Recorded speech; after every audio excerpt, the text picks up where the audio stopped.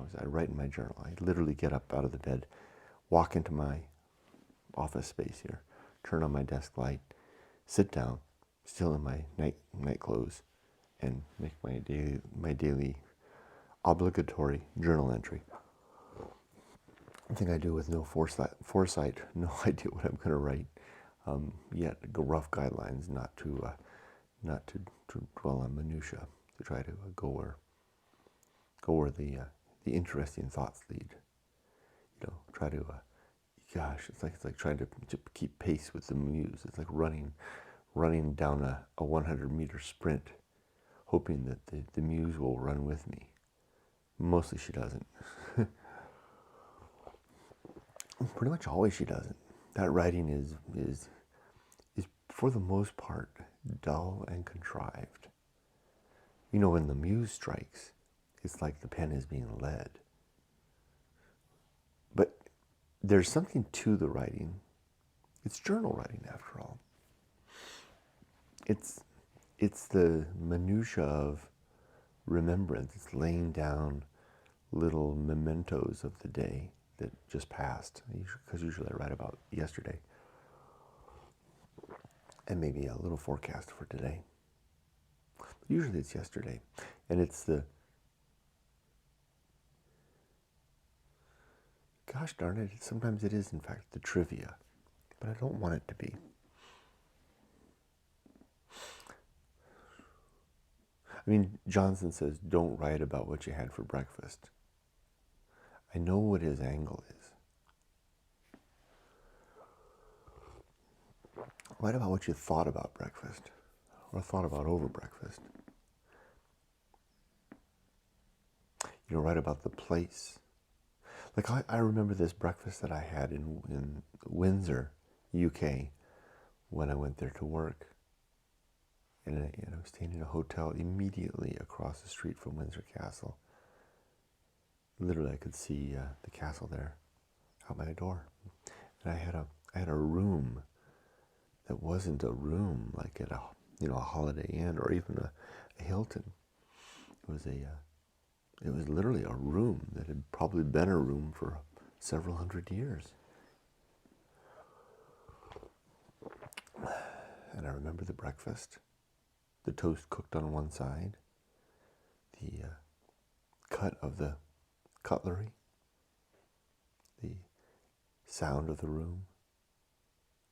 These things are still very distinct. I mean, but I do remember what I had for breakfast too. I had eggs and some sausage and toast, like I said, and coffee. Or maybe it was tea. I didn't write that down. It's just all blazoned in my head from the uniqueness of that moment.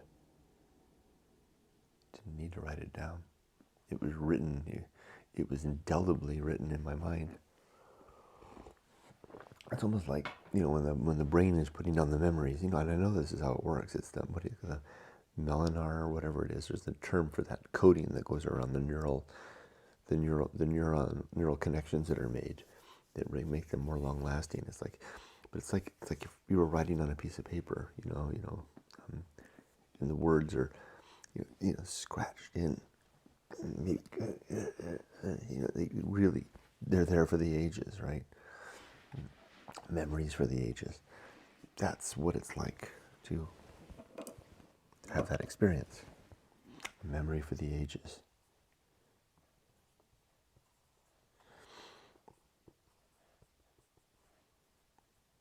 I guess that's what a good journal entry, probably that's what he means by that. In your day-to-day, like if I wrote down what I had for breakfast today, what I will have for breakfast today, and what I had for breakfast yesterday and the day before that, it would be exactly the same. It would be salad and oatmeal. That's what I eat for breakfast every day, salad and oatmeal. That is interesting for about 3 seconds, and then never interesting again.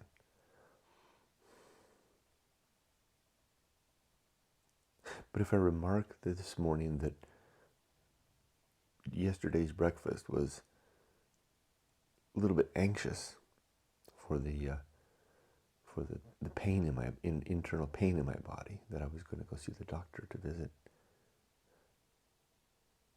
That's something worth remembering.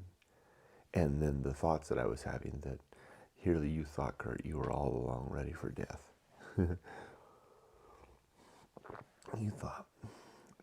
And I didn't really tease myself or fool myself into thinking that I really was ready. I just like to think that I'm prepared. You know, every day, Kurt, you say your first objective is the good and effective use of, to be ready, to always ready for death. And then number 2 is the good and effective use of time. Have you really, and you think that you're going to be ready, that you can go down like, go down well. But still the rough unease of yesterday's breakfast of salad and oatmeal was certainly shooken, if not stirred, by the pain inside. And then later, as soon as I talked to the doctor on the phone, and she said, "Yeah, no, we need to see her right now. Get into the urgent care." Oh, by the way, it worked out fine. So the doctor doesn't think it's going to be anything bad, but they're going to get an ultrasound just to see. So next week. That's worth writing in the journal. It's worth writing down that over my breakfast of salad and oatmeal, I thought about the pain that kept me up, the pain in my body that kept me up through the night, longer than I usually stay up through the night, because I usually have my work worry.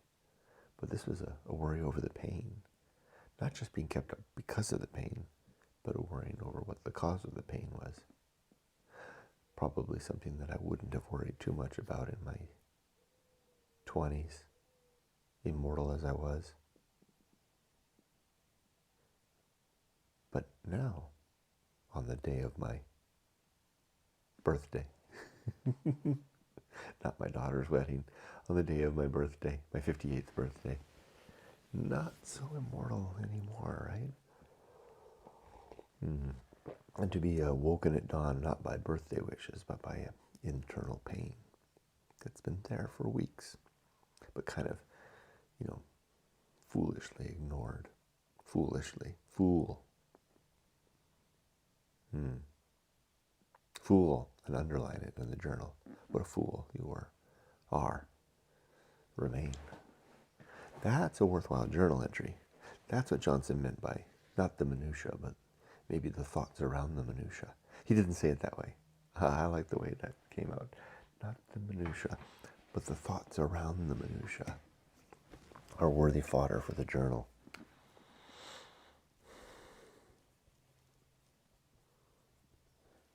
But the thoughts around the minutia, I like that, if I do say so myself. So that's what I'll strive for in my journal. And that's the first thing that I do, even before I straighten myself up with a dim, small light on my roll-top desk. It's a light that illuminates just a small space of wood, just before where I sit. A good focus and illumination on an attempt to journal well.